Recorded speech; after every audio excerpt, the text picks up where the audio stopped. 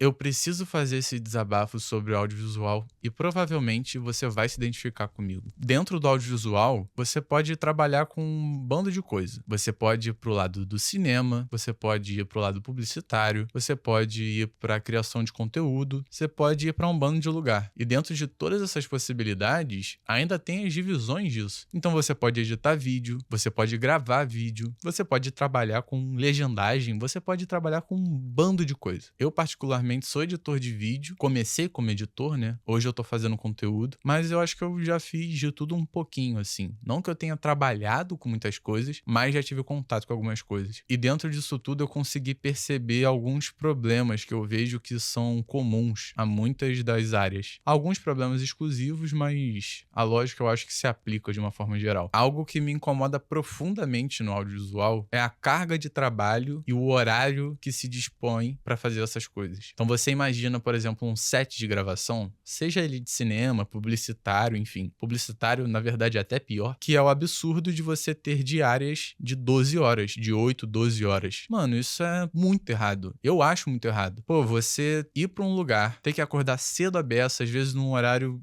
super contramão, que o audiovisual tem dessas. Às vezes você vai ter que gravar um negócio de noite, vai gravar de noite. Às vezes você vai ter que gravar um negócio no início da manhã, então você vai acordar 2, 3 horas da manhã. Então, assim, é muito complicado. Só que, cara, você parar pra pensar, não é um pouco desumano você trabalhar 12 horas por dia? É só você parar pra ver o quão desgastadas ficam as pessoas que trabalham em aplicativo. A pessoa trabalha 12, 14 horas por dia, sem considerar o tempo dela sair de casa e voltar pra casa, pra ganhar nada. Isso já tá errado por aí. Mas trazendo para o audiovisual, é tão bizarro quanto. E é muito normal você ver que a galera trabalha 12 horas por dia, sabe? Mais um dia de set. Cara, isso é um absurdo, tá ligado? E eu queria problematizar um pouco isso. Por quê? Eu acho que muitas vezes a gente desconsidera isso porque tá fazendo arte, sabe? Principalmente quando você, dentro do set, enfim, dentro de uma produção, tá ocupando um lugar que abre um pouco mais de margem pra isso, né? De você poder explorar a criatividade, explorar esse lado artístico. E eu discordo disso, porque essa visão dá uma mascarada nas horas ininterruptas de trabalho que são absurdas. E essa mascarada que rola, você mascara principalmente as pessoas envolvidas no set que não estão necessariamente fazendo essa parte super artística e subjetiva e tal. Na boa, quem mais se ferra é a galera da maquinária, a galera da iluminação, a galera da parte braçal mesmo. Porque, primeiro, que é um negócio arriscado, você ficar transportando o peso pra cima e pra baixo, subindo de escada pra cima e pra baixo. A todo momento você é chamado pra fazer alguma coisa, porque toda hora tem que ajustar alguma paradinha. E, enfim, mais 1 milhão de questões que envolvem essa dinâmica de trabalho. E simplesmente não entra na minha cabeça que a gente enxerga isso como algo normal. Pô, na boa, faz muito mais sentido você dividir em vários dias de produção com menos horas, porque, cara, chega um momento que tá todo mundo exausto, ninguém mais quer estar ali. Nem quem tá na parte criativa, subjetiva e tal. Mas tem dois lados de você estar envolvido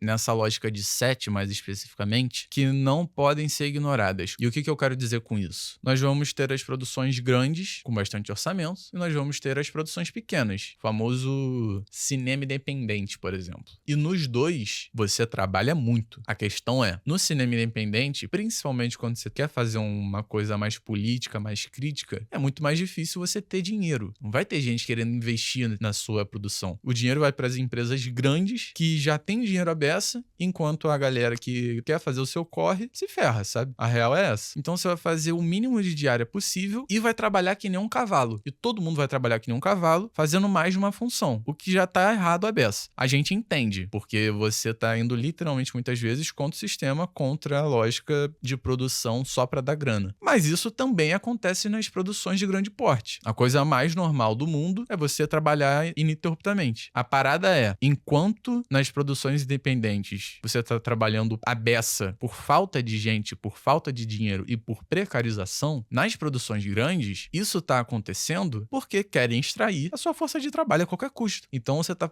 produzindo ali pra gerar dinheiro no fim das contas. A sua mensagem, muitas vezes, tá em segundo plano. E eu acho que é muito mais fácil você sentir raiva de estar trabalhando 12 horas por dia num set quando você tá no cinema independente. Mas também é preciso problematizar isso, pra gente enxergar enxergar qual que é o motivo por trás disso. Tem histórias que não interessam, principalmente ao capital privado que investe em produções cinematográficas, não há o interesse de contar essas histórias. Por isso a gente fica precarizado, por isso que a gente tem que trabalhar horas e horas e horas para fazer sozinho e desempenhar a função de vários profissionais numa pessoa só. E tirando isso completamente do meu rabo, dá para imaginar que muito disso é a falta da organização popular desses trabalhadores do audiovisual, de todas as áreas, da galera do maquinário à direção cinematográfica. Todas as áreas passam por isso. Então é muito importante que as discussões sejam feitas para mudar isso. A regulamentação dos streams, por exemplo, é um negócio que vai de encontro disso, não tem como negar. Mas também é preciso movimentar lutas populares que valorizem esses trabalhadores, né? Porque, cara, no fim das contas, tem todo esse glamour do cinema ou do audiovisual de uma forma geral, mas as pessoas estão trabalhando pra cacete. Isso tá errado e ponto final, sabe? Numa produção grande ou minimamente grande, eu não consigo entender quem fala, ai, que delícia o set, foi ótimo. Cara, eu saio querendo cabecear meu travesseiro, tá ligado? Querendo dormir e mais nada, chego exausto em casa. E assim, eu não tive tanta experiência de set profissionalmente falando. Eu fiz um curso de direção de fotografia e eu gravei 4 curtas, passando por todas as posições dentro da fotografia, né? E cara, eu chegava todo fim de semana exausto em casa. Foram 4 fins de semana seguidos. E por não ter costume com isso, eu ficava imaginando, mano, a galera trabalha assim, às vezes 6 dias da semana. E eu não posso dizer que eu sei como é que essa realidade do trabalho para quem tá dentro de grandes empresas. Eu imagino que seja tão precarizado quanto, porque a lógica do capital se aplica a tudo. E provavelmente, quanto maior for a empresa, mais difícil algumas coisas vão ser. Então, assim, os grandes conglomerados de audiovisual não devem escapar muito dessa lógica. Mas se você trabalha com audiovisual, enfim, comenta também, porque eu queria entender um pouco dessa perspectiva de quem trabalha mais em set, mais em loco, assim, né? De estar nas locações, gravando e tal, não é uma experiência que eu tenho tanto. E até por conta disso, eu queria explorar outras áreas do audiovisual que são as que eu tive mais contato. Como eu falei no início do vídeo, eu sou editor. Eu comecei como editor, porque eu acho que é a área mais simples de você começar, porque, principalmente hoje, em qualquer calculadora você edita um vídeo, sabe? Eu comecei numa época, uns 9 anos atrás, mais ou menos, né? De começar a ter contato, de não saber nada e começar a ter contato. E era tudo computador, tanto que eu uso o Premiere até hoje. Mas desde 2022, mais ou menos, que eu comecei a ter mais contato com a criação de conteúdo. Produzindo pra mim e tal. E ali em 2023... eu comecei a editar para outras pessoas, né? Inclusive, se você olhar meu portfólio no meu Linktree, você vai ver ali algumas coisas e tal, mas enfim. E mais recentemente eu comecei a produzir pro meu próprio canal e mesmo que ele tenha pouco mais de 2 meses, já dá para tirar alguns questionamentos, algumas opiniões a partir dessa vivência minha com audiovisual. Algo que eu vejo em comum da criação de conteúdo com você trabalhar num set, por exemplo, é um pouco desse apagamento, dessa mascarada que rola pra criatividade, né? Como se a criatividade sustentasse tudo. Como se não tivessem problemas materiais, problemas reais, que não vai ser apenas sendo criativo que vai manter tudo bem. E o que tudo isso tem em comum é o fato que você tá produzindo arte. Recentemente eu vi o podcast do Felipe Vassão, que eu acho que é assim que pronuncia, e ele é produtor musical, e uma hora ali na conversa, ele traz o questionamento que quem faz música, ou de uma forma geral, quem faz arte, se tá fazendo isso esperando dinheiro, você já tá errado. E eu queria levar isso um pouco mais além. Eu não discordo dele. Por quê? No capitalismo, não tem como você produzir arte esperando ganhar dinheiro, porque são coisas antagônicas. Não é interessante pro capitalismo você produzir arte, principalmente se você está produzindo arte de uma forma crítica, que eu acho que é a arte mais importante de se fazer. Então, obviamente, para você ganhar dinheiro com arte, é muito mais difícil. E não dá para analisar a exceção e colocá-la como regra. Não dá para você olhar para os grandes nomes da música brasileira, por exemplo, e achar que vai ser assim com todo mundo. Obviamente, dá para você viver de arte. Não tô aqui para desencorajar ninguém. Mas eu acho que você se comprometer a fazer arte é você assinar um atestado de que você não tá fazendo só pela grana. Porque se fosse para fazer só pela grana, você virava contador, sabe? Você seguia uma profissão tradicional, por assim dizer. Mas eu imagino que todo mundo que faz arte não consegue se imaginar na frente de um computador. E essa é uma certeza que eu tenho desde criancinha. Mas enfim, quero voltar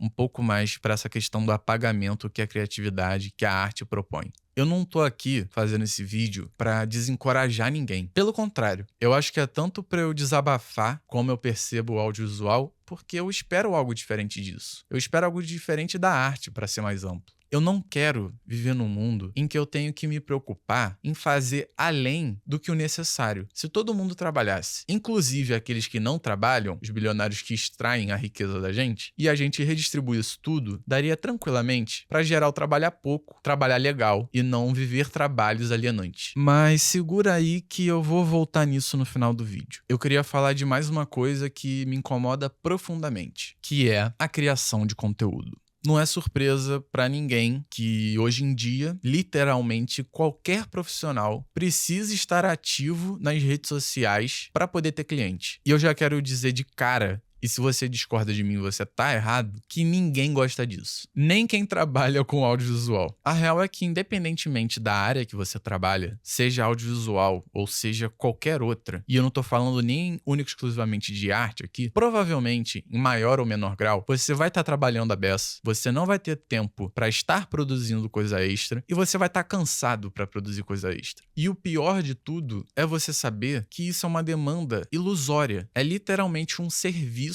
uma necessidade artificial que se foi criando com o tempo, mas que não existia antes. É a mesma lógica de você olhar para uma plataforma de entrega através de aplicativo e pensar, nossa, se sumissem esses aplicativos, como é que eu ia pedir uma pizza? Esse serviço existia antes. Se chamava ligar por telefone para a pizzaria, pedir a pizza. E a pizzaria, com o motoboy que ela contrata, enviaria a pizza até a sua casa. Então, da mesma forma, essa necessidade de marcar presença no digital foi algo que apareceu com o tempo, porque o digital ganhou tanta importância quanto o mundo real, quanto o mundo físico, por assim dizer. Na falta de um termo melhor, eu vou botar dessa forma. E onde eu quero chegar com isso? Quando você queria ir num dentista, você não precisava olhar o Instagram e procurar um dentista que tenha um bom filmmaker, que faça vídeos bonitos. Você ia procurar um fodendo dentista que tivesse uma placa escrito dentista e um dente, e você ia entrar lá e fazer um canal, tá ligado? Foda-se. E isso que me incomoda, porque é uma necessidade criada, uma necessidade que não existia. E o que vem com isso? Isso deixa todo mundo exausto, porque no fim das contas, para que serviu a chegada da rede social dessa forma? Fez todo mundo ficar mais precarizado ainda, porque você passa a ter duas profissões. Você tem a sua profissão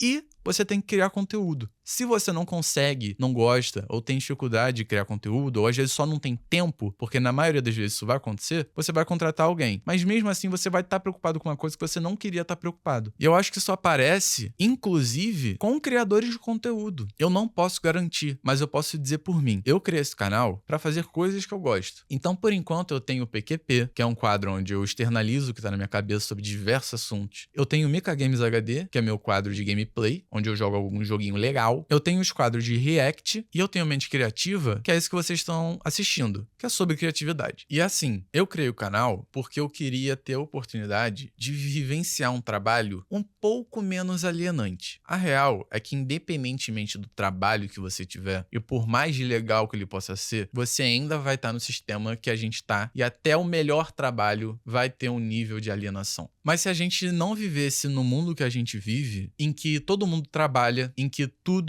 é redistribuído e todo mundo trabalha menos por conta disso, eu literalmente preferiria trabalhar com qualquer coisa para ter tempo e fazer essas coisas que eu quero fazer através do canal. Eu escolheria trabalhar com qualquer coisa se eu tivesse tempo e vivesse uma vida digna, para não ter que criar um canal para tentar vivenciar uma realidade um pouco mais confortável, tendo que colocar os meus interesses como trabalho. Eu super iria preferir jogar meu videogamezinho em off, jogar meu videogamezinho com os meus amigos, trocar ideia do que eu falo no PQP com os meus amigos. Obviamente é legal expor isso e ouvir de outras pessoas, porque tem arte nesse processo, principalmente os meus vídeos autorais, tirando os vídeos de gameplay. Então sim, é legal expor isso pro mundo, criar arte, deixar a interpretação de todo mundo, tanto que eu tenho vontade de fazer música. E ninguém faz música, ninguém faz arte pra si próprio, senão você fica se punhetando e você não tá fazendo arte de verdade, porque a arte é pra você pôr pro mundo. Mas o grande problema disso tudo é que, independentemente do quão arte seja seja o que eu tô fazendo, do quão não alienante seja o que eu tô fazendo, eu ainda tô num sistema que não permite com que esse trabalho, com que essa experiência de vida seja 100% aproveitada. E o que dá mais raiva ainda dentro da criação de conteúdo, na edição de vídeo, enfim, nessa área do audiovisual de uma forma geral, é quem endossa essa lógica, que são os coaches que tem por aí pra cima e pra baixo. E com quem mais você tem que tomar cuidado são aqueles que tentam não se pôr como coach, mas no fim das contas é tudo farinha do mesmo saco. É o discurso de produtividade, é o discurso de querer que você consegue, é todo esse papinho que continua endossando essa lógica de produção ao extremo e que não leva a lugar nenhum além de burnout e querer desistir da porra da área porque é cansativo. E eu queria abordar também a edição de vídeo mais especificamente, porque, enfim, é a área que eu mais trabalhei até hoje e eu acho que é a que eu tenho mais experiência pra falar. Mas essa lógica se aplica pra tudo, inclusive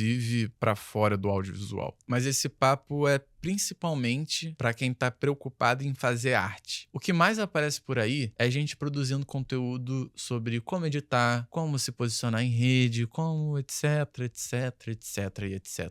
Que no fim das contas provavelmente está tentando te vender um curso. E eu não tô aqui também para demonizar o curso enquanto conhecimento, porque tem uma grande diferença entre você fazer um curso para vender conhecimento de verdade e você ser charlatão ensinando receitinha de bolo. Ano passado, em 2024, ficou muito em alta uma estética de edição que eram aqueles inserts, muitas vezes, do quadradinho com as bordas arredondadas, né? E eu caí um pouco nessa lógica. Tanto que se você for ver o meu portfólio, tem mais de um vídeo ali em que eu usei essa lógica. E nessa época, eu seguia um editor ou outro que produzia conteúdo sobre edição, conteúdo para outras pessoas que também editam vídeos, e eu bebi muito desses criadores de conteúdo, de me basear 100% nisso, e de me sentir o melhor editor por estar seguindo um espelho do que estava ao meu redor. Então, como esse estilo de edição estava muito em alta naquela época, eu pensava que fazendo a mesma coisa, eu estaria sendo super autêntico, estaria fazendo um negócio lindo e tal. Não que não fique bonito, não que não tenha ficado legal, mas consegue entender como se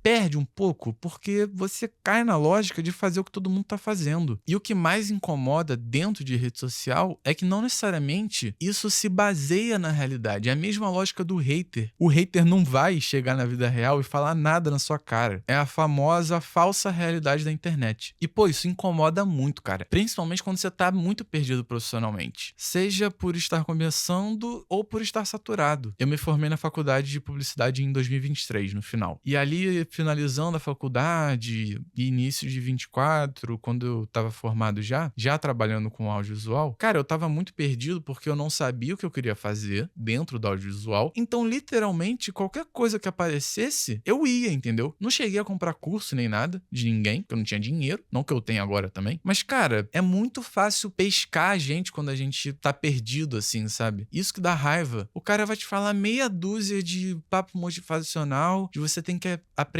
a cobrar, de se posicionar e que não sei o quê, que isso aparece em qualquer profissão e tu vai cair, vai se frustrar, porque o cara vai te prometer 10 mil reais por mês e você não vai ganhar 10 mil reais por mês, tá ligado? Mas me encaminhando pro final do vídeo, eu queria dar um papo que realmente não é pra desencorajar. Eu acho que o mais importante pra nós que trabalhamos com audiovisual, independentemente da área que a gente faz parte, é a gente se organizar pra lutar por direito, sabe? E talvez a forma mais simples de você começar a fazer isso, principalmente pra você que tá começando, é estar em troca com outros profissionais, com outras profissionais da sua área. Porque você vai poder compartilhar suas dores, sabe? E isso é muito importante para realmente aprender a lutar por um futuro diferente e por um presente diferente. Porque eu imagino que, assim como eu, você não quer ter que trabalhar 12 horas por dia num set, 12 horas por dia editando um vídeo, 12 horas por dia gravando alguma coisa, para chegar, acordar no dia seguinte, ter que fazer a mesmíssima coisa e, no fim das contas, ainda ter que criar conteúdo sobre isso.